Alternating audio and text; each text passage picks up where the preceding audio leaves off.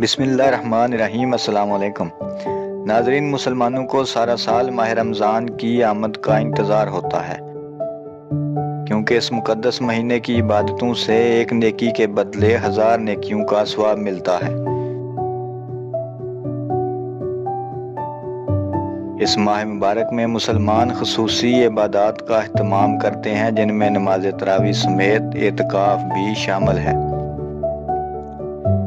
مصری انسٹیٹیوٹ کے مطابق اسلامی لحاظ سے 1443 ہجری عیسوی کے ماہ رمضان کا آغاز سال 2022 کے ماہ اپریل کی 2 تاریخ سے ہوگا۔ انہوں نے بتایا کہ رمضان کا چاند سال 2022 میں اپریل کی 1 تاریخ کو دیکھا جائے گا، جو کہ سعودی عرب کے وقت کے مطابق 8:46 پر دیکھا جائے گا۔